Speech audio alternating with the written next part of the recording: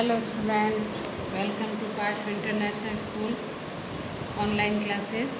Chapter 5 जनसंख्या, प्रवास और मानव विकास, population, migration and human development. अब देखो, मानव का विकास या मानव प्रवास ये दोनों निर्भर करता है जनसंख्या पर। कहीं की पॉपुलेशन ज़्यादा, इसका मतलब ग्रोथ ज़्यादा, इसका मतलब रोजगार के साधन ज़्यादा। इसीलिए लोग क्या करते हैं, माइग्रेशन करते हैं, मतलब एक स्थान से दूसरे स्थान पर अपनी मूलभूत आवश्यकताओं की पूर्ति के लिए स्थायी या अस्थायी रूप से जाकर के जो बस जाते हैं वो क्या कहलाता है, प्रवास कहलाता है। क्या कहलाता है वो, प्रवास। अब प्रवास के बहुत सारे रूप होते हैं। प्रवास के बहुत सारे रूप हैं, जैसे स्थायी होता है, अस्थायी होता है, अंतर्राष्ट्रीय होता है, अंतर्राज्यीय होता है, अंतर्देशीय होता है। एक ही राज्य में एक स्थान से दूसरे स्थान पर चले गए, जैसे जोधपुर से जयपुर चले गए, या एक ही ज़िले में जोधपुर से जोधपुर ज़िले में कहीं चले गए, और एक देश से दूसरे देश में चले गए, ये अंतर्राष्ट्रीय हो गया। एक राष्ट्र से दूसरे राष्ट्र में जा रहे हैं। अब क्यों जा रहे हो, या तो आपको वहाँ पे रोज़गार अच्छा मिल रहा है, या वहाँ पर आपकी नौकरी है, या आपका विवाह हो गया है, समझ आ गई, या शिक्षा के लिए जा रहे हो। कोई ना कोई रीज़न होता है। अब ये रीज़न क्या है, स्थायी भी हो सकता है, अस्थायी। भाई जॉब कर रहे हो, जब तक रहे, वापस आके कई लोग जाकर के जॉब के हिसाब से जाते हैं, लेकिन फिर वापस अपने गांव आ जाते हैं। कभी रहना तो गांव में ही है, रहना तो अपने देश में ही, अपने शहर में ही है, लेकिन जब तक कमाना है तब तक रहना है। कई लोग 20-30 साल 40 साल रहते हैं, वापस कमा के और अपने गांव में आ जाते हैं। फैमिली वहीं रहती है और खुद जॉब के लिए और कई लोग जहाँ रहते हैं, जॉब करते हैं, वहीं जा कर के बस जाते हैं।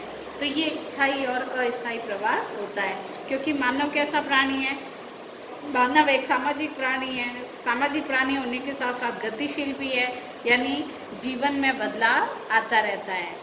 तो गतिशील है। वस्तु तो मानव विकास की प्रत्येक अवस्था में गतिशीलता जनसंख्या की एक आधारभूत विशेषता रही है। अतः मनुष्य प्रागैतिहासिक काल से ही विभिन्न प्राकृतिक, सामाजिक, आर्थिक और राजनीतिक कारणों से प्रभावित होकर एक स्थान से विशेष से दूसरे स्थान की ओर प्रवास करता रहा है। आज जब गतिशीलता के अधिक अवसर उपलब्ध होते हैं तो स्थानांतरण मानव की इच्छा के कारण बनता है। भाई मानव अपनी इच्छा से गतिशील होता है और हम एक स्थान से दूसरे स्थान पर अपनी इच्छा से जाते हैं। अगर लड़की का विवाह हो गया है तो वह इच्छा से हुआ है और इसलिए गतिशीलता आई है। अब विवाह हो गई, नौकरी लग गई तो वहाँ से भी छोड़ के कहीं चले गए, पति का कहीं ट्रांसफ़र हो गया तो छोड़ के, यानी मानव एक गतिशील प्राणी है। इसके लिए आज जब तक गतिशीलता अधिक है, उसके अवसर भी उपलब्ध है। स्थानांतरण आज मानव की इच्छा के कारण होता है। इसीलिए प्रवास को सामान्य जनसंख्या को प्रभावित करने वाला एक निश्चित है ना संख्या में मनुष्यों के परिवर्तन के रूप में नहीं देखा जा सकता, बल्कि बसने के लिए चुने गए स्थानों एवं छोड़े गए स्थानों दोनों ही समाज के सामाजिक, व्यावसायिक, जनांकीय संक्रमण में परिवर्तन के कारण के रूप में समझा जाता है। यानी एक मानव एक स्थान से दूसरे स्थान पर जा रहा है तो इसका कुछ कारण होता है, देश के पक्ष में, काल के पक्ष में, कारण के पक्ष में, संख्या के पक्ष में और स्थिरता के पक्ष में। ये रीज़न मुख्य रूप से देखे जाते हैं। भाई आप कहीं जा रहे हो तो या तो रोज़गार ज़रूरी है, या वैवाहिक कारण हो गया, या कई स्टूडेंट लाइफ है तो हम पढ़ने के लिए जा रहे हैं और पढ़ते पढ़ते वहीं जॉब लग गई तो वहीं स्थिरता आ गई, ठीक है। फिर अंत में अपन सोचते हैं कि नहीं, हमें तो अपने जहाँ अपने भाई आज हम जोधपुर में रहने वाले और केरल भेज दिया जाता है, केरल जॉब, तो हम क्या करेंगे, भाई स्थिरता वहाँ नहीं आएगी। रीज़न, क्योंकि हमारा कल्चर वहाँ नहीं है, हमारा कल्चर राजस्थान में है, तो हम वापस यहीं आकर के बसना चाहेंगे, ठीक है। जब तक जॉब है, जब तक हम वहाँ रह लिए, लेकिन स्थिरता यहीं आएगी। तो ये प्रवास है। तो अलग अलग ऑथर ने उसे अलग अलग डिफाइन किया है। बॉग महोदय ने प्रवास को परिभाषित करते हुए कहा है कि एक मानव समुदाय या समूह द्वारा अपने स्थान को त्याग कर किसी अन्य स्थान पर जाकर के रहना या बसना क्या कहलाता है, प्रवास। कई या व्यक्ति अपनी आवश्यकताओं की पूर्ति के लिए एक स्थान से दूसरे स्थान पर स्थायी या अस्थायी रूप से जाकर के बस जाता है, वो प्रवासी कहलाता है। प्रवास दो प्रकार के होते हैं, उत्प्रवास और आप्रवास। उत्प्रवास स्थानांतरण की वह प्रक्रिया जिसके द्वारा एक स्थान से मनुष्य दूसरे स्थान को जाता है, जैसे यूरोप से उत्तरी अमेरिका, दक्षिणी अमेरिका, ऑस्ट्रेलिया चला गया, वो क्या कहलाएगा? उत्प्रवास। यानी मैं जोधपुर से छोड़ करके मुंबई चली गई, क्या हो गया? उत्प्रवास। और आप्रवास का क्या अर्थ हो गया? कि लोग मुंबई से जोधपुर में आ गए, यह आप्रवास। आना आप्रवास, जाना उत्प्रवास। समझ आ गई? मानव समाज के मानव प्रवास के पक्षों के बारे में भी बताया गया है। मानव प्रवास का अध्ययन विभिन्न पक्षों के रूप में किया जाता है, जिसे प्रवसन का क्षेत्र यानी अवधि, प्रवसन करने वाले लोगों, संख्या, आयु, लिंग, धर्म, प्रजाति आदि प्रमुख है। यानी धर्म के पक्ष में देखते हैं प्रवास, जाति के पक्ष में देखते हैं, आयु के पक्ष में देखते हैं, लिंग के अब लिंग में कैसे महिलाओं प्रवास कम होता है, पुरुष प्रवास ज़्यादा होता है। जबकि यूरोप में बताया गया था कि महिला प्रवास ज़्यादा होता है, जबकि पुरुष प्रवास गांवों में ही रहता है। महिलाएं नगरों में आकर के रोजगार करती है। तो अलग अलग देश के काल में अलग अलग रीज़न हो जाते हैं, काल के पक्ष में अलग हो जाते हैं। यानी अब समय बदल गया है तो लोग ज़्यादा प्रवासी हो रहे हैं, जबकि प्राचीन समय में लोग प्रवासी कम थे, प्रवास का प्रतिशत कम था, माइग्रेशन का परसेंटेज कम था। लेकिन जैसे जैसे लोगों की इच्छाएं बढ़ती गई, लोग शिक्षित होते गए, तो गांवों को छोड़ करके नगरों की ओर प्रवास करने लगे। स्थिरता का पक्ष, पहले लोग रोजगार करते थे, गए वापस अपने क्षेत्र में लौट गए। लेकिन अब चेंज हो गया है, लोग क्या करते हैं, जहाँ जाते हैं वहीं जा कर के बस जाते हैं। तो ये प्रवास देश के काल में, इससे ये विचार कि अब तो लोग पहले तो एक देश को छोड़ करके जाने की कभी बात नहीं करते, और अब एक देश से दूसरे देश में, क्यों?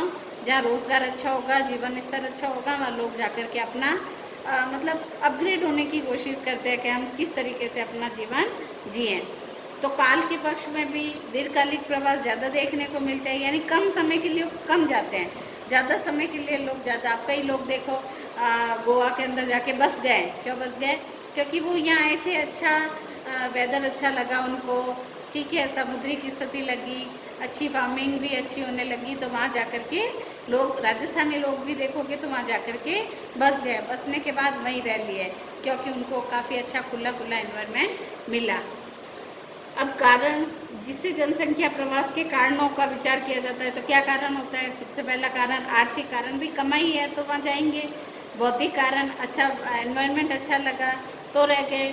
सामाजिक कारण, कल्चर पसंद आ गया, ठीक है। सांस्कृतिक कारण, राजनीतिक कारण, शांति है, कोई किसी तरह का उपद्रव नहीं है, तो यहाँ पर जाकर के रह गए। संख्या के पक्ष में देखें तो प्रवास के संख्या पक्ष में इस बात का भी विचार किया जाता है कि किसी देश से बाहर जाने वाली प्रवासी या उत्प्रवासी जनता और बाहरी देशों में आने वाले उत्प्रवासी जनता की संख्या कितनी है। देखा जाए तो इसका प्रतिशत पहले कम था, लेकिन जैसे जैसे समय निकला वैसे प्रवासियों की संख्या भी बढ़ती गई। अब प्रवास के प्रकार कितने हैं? तो दो प्रकार के, अंतर्राष्ट्रीय और अंतर्राज्यीय। अंतर्राष्ट्रीय का अर्थ होता है एक राज्य से दूसरे राष्ट्र की ओर जाना, सामाजिक कारणों से, आर्थिक कारणों से, राजनीतिक कारणों से, धार्मिक कारणों से। और एक राज्य के अंदर जाना, एक देश में जाना अंतर्राज्यीय, ठीक है, जिसका कारण वही सामाजिक कारण, आर्थिक कारण, राजनीतिक कारण और ये कारण। अब विश्व के प्रमुख अंतर्राष्ट्रीय स्थानांतरण, यूरोपीय प्रवास, उष्ण वस्तुकटिबंधीय, शीतोष्ण कटिबंधीय, एशिया देशों के प्रवास और अंतर्देशीय प्रवास। अंतर्देशीय में एक ही देश के अंदर जाने के क्या कारण है? अब जैसे कुछ तो राजनीतिक कारण हो जाते हैं, जैसे लोग पाकिस्तान से भारत में आ गए, क्या क्या कारण था? राजनीतिक कारण। बांग्लादेश को छोड़ के भारत में आ गए, क्या कारण रहा? ये राष्ट्रीय कारण, ठीक है। तो ये राष्ट्रीय कारण हुए थे। अब राज्य कारण भी होते हैं, एक राज्य से दूसरे राज्य में जाते हैं। राजनीतिक कारण, धार्मिक कारण, सामाजिक कारण, सांस्कृतिक कारण, ये कारण जो बताए गए, जिसको अपन कल पढ़ेंगे। Thank you.